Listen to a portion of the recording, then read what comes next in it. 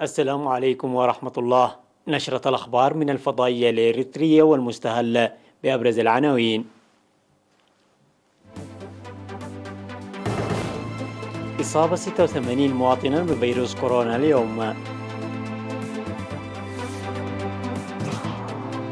وزارة الزراعة تدعو لمكافحة التصحر.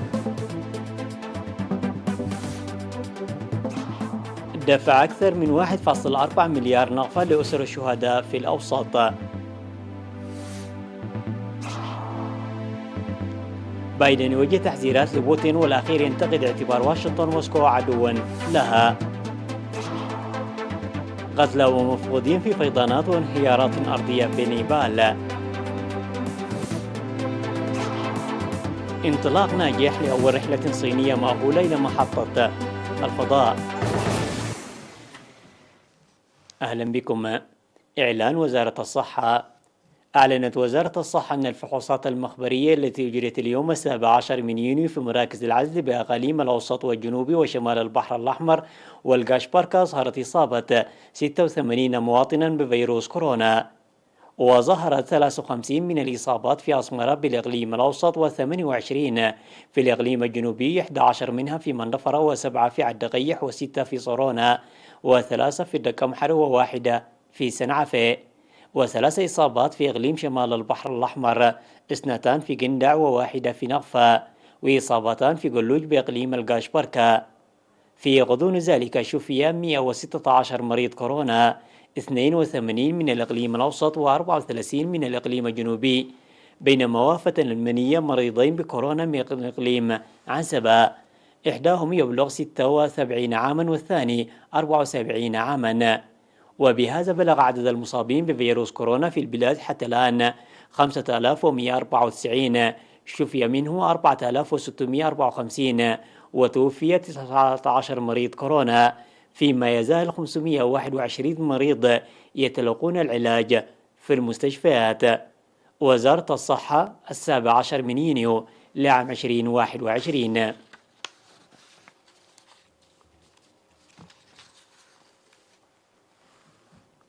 دعت وزارة الزراعة في تصريح أصدرته بمناسبة 17 من يونيو اليوم العالمي لمكافحة التصحر لتقوية الأنشطة التنموية المجتمعية لمكافحة اقتلاع الأشجار وإفقار التربة.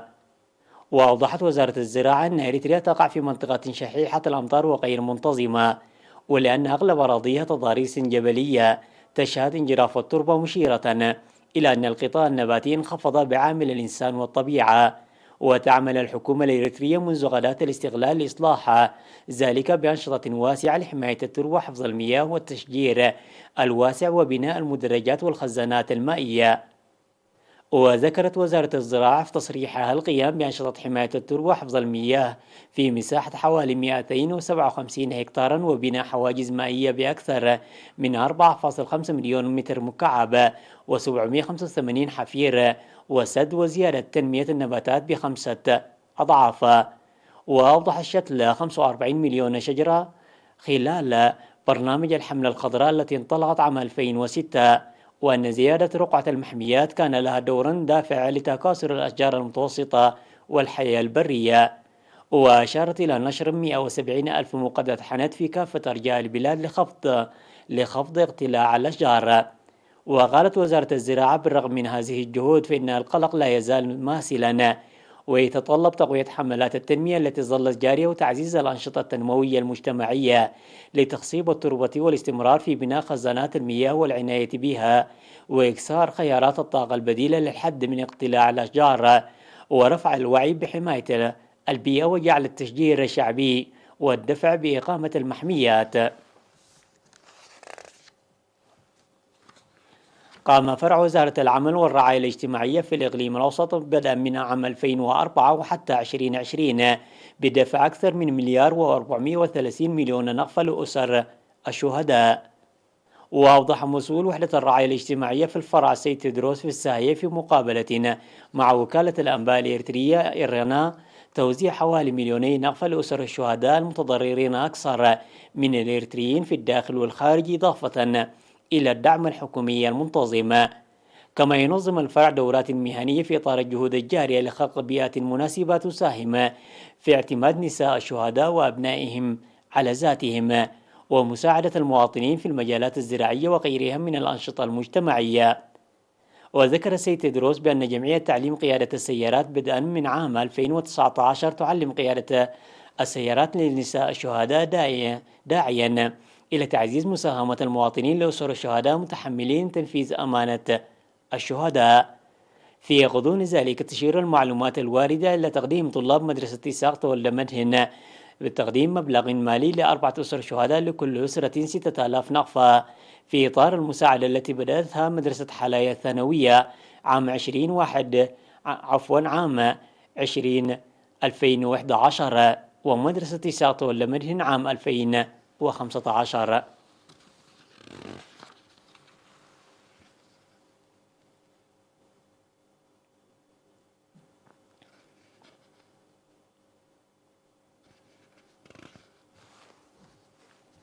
تبرع أعضاء جمعية سيارات الأجرة في الإقليم الأوسط يوم 17 من يونيو بمناسبة 20 من يونيو يوم الشهداء.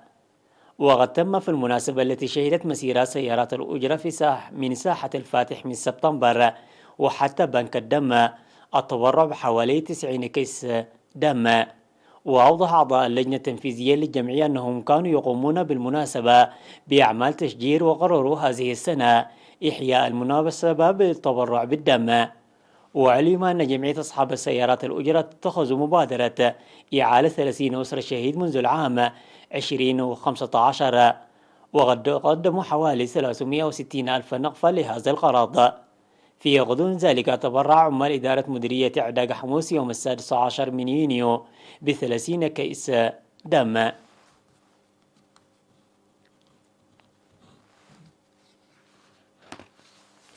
شهد الإقليم الأوسط تقديم برامج فنية في 16 بمناسبة 20 من يونيو يوم ذكرى الشهداء الأبرار. وألقى مسؤول الثقافة والرياضة في الإقليم السيد إندرياس أسمرون كلمة بمناسبة البرنامج الذي احتوى على فقرات فنية تمجد وتعظم المناسبة الجليلة. أوضح فيها بأن ذكرى شهدائنا الأبطال ينبع من تضحيات الجسام التي دفعت من أجلنا، ويساهم البرنامج في حفظ ونقل تاريخ شامخ نفتخر به.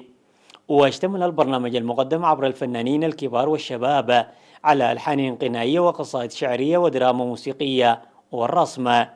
وشهدت المناسبة تقديم هدايا لأسر الشهداء المدعوين. وقدمت أسر الشهداء كلمات أوضحت فيها أن العلم الإريتري الذي يرفرف بروح الشهداء هي ترمز إلى فخر وكبرياء الأجيال، مناشدين لتعزيز الجهود الجارية لضرورة توريث الشباب هذا التاريخ الشامخ.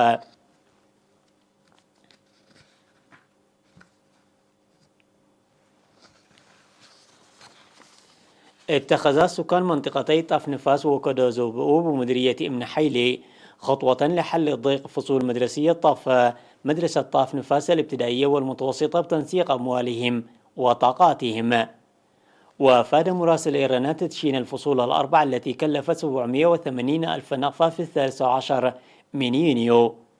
وأوضح في المناسبة بأن الفصول الأربعة تحل مشكلة ضيق الفصول والأطفال الذين كانوا يسيرون مسافة 7 كيلومترات، ويساهم إيجابيا في العملية التعليمية. وألقى مسؤول التعليم في الإقليم الجنوبي الأستاذ هابتزكي كيداني كلمة أشاد فيها أن الخطوة التي اتخذها سكان المنطقة، موضحا بأن الفرع سيقوم بكل ما يستطيع لحل نواقص المدرسة. وتقدم مدرسة طاف نفاس الابتدائية والمتوسطة التي تقع على بعد 28 كيلومترا من الناحية الجنوبية من حاضرة الإقليم الجنوبي مدينة منرفرة مناطق طاف نفاس وكودوزوبو ومدفع والتاء. ويجلس هذا العام في المدرسة 750 طالب وطالبة.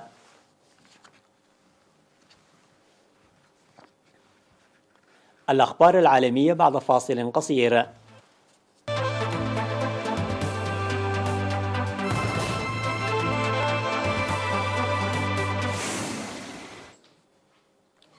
اتفق الرئيسان الروسي فلاديمير بوتين والأمريكي جو بايدن على استئناف محادثات الحد من انتشار الأسلحة النووية وإطلاق حوار شامل، وعودة السفيرين إلى عملهم في واشنطن وموسكو.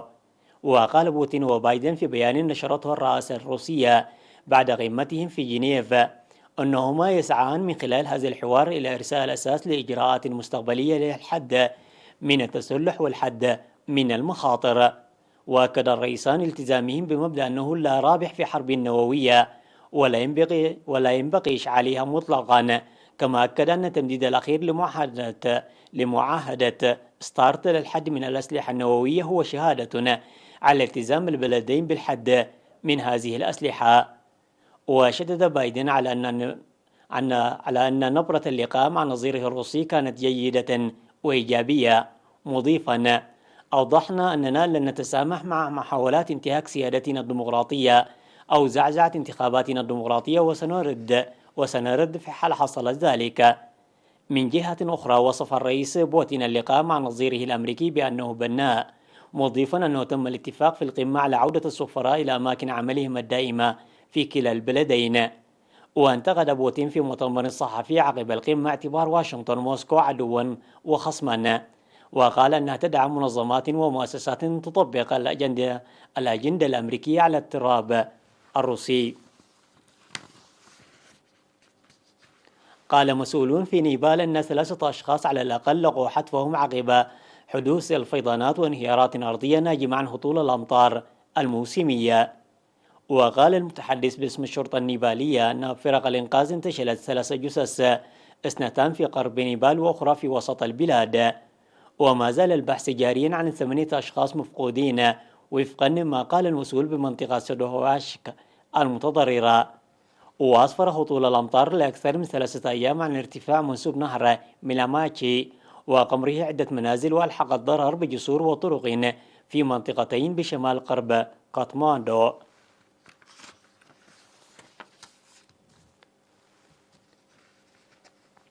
أقلع 3 رواد فضاء صينيون على متن صاروخ لوانغ مارش 2 أوف في أول رحلة مأهولة باتجاه القصر السماوي، وهي محطة فضاء تبنيها بكين في مواجهة محطة الفضاء الدولية التي تجمع كل من الولايات المتحدة وروسيا وكندا وأوروبا واليابان.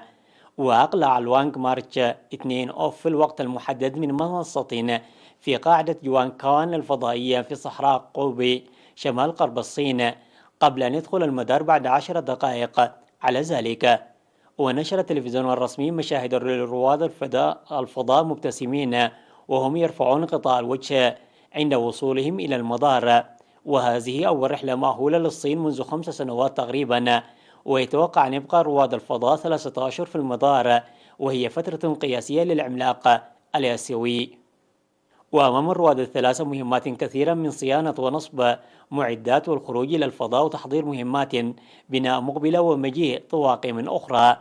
وكانت الصين قد قررت إقامة قاعدة فضائية مأهولة خاصة بها بعد رفض الولايات المتحدة السماح لها بالمشاركة في المحطة الفضائية الدولية التي من المقرر أن تخرج من الخدمة في العام 2024. أعلنت المصارف الأسترالية الكبرى عن انقطاعات تؤثر على خدماتها الإلكترونية وتطبيقاتها ومواقعها على الإنترنت، مؤكدة أنها تحاول تحديد السبب في أسرع وقت ممكن. وقال كومونويلث بانك أكبر مصرف أسترالي لوكالة فرانس بريس أن المشكلة تطال الكثير من المؤسسات بما في ذلك العديد من المصارف الكبيرة. وأعلنت المؤسسات المالية ويست بانك وآي إن زد وإم آي بانك عن مشاكل طالت تطبيقات الأجهزة المحمولة أو المنتجات المصرفية عبر الإنترنت.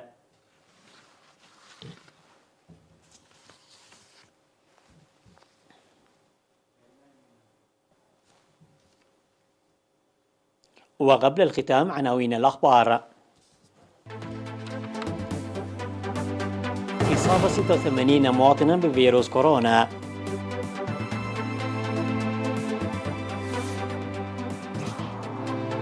وزارة الزراعة تدعو لمكافحة التصحر. دفع أكثر من 1.4 مليار نفقة لأسر الشهداء في الأوسط. بايدن يوجه تحذيرات لبوتين والأخير ينتقد اعتبار واشنطن وموسكو عدوا لها. قتلى ومفقودين في فيضانات وانهيارات أرضية بنيبال. انطلاق ناجح لأول رحلة صينية مأهولة إلى محطة الفضاء.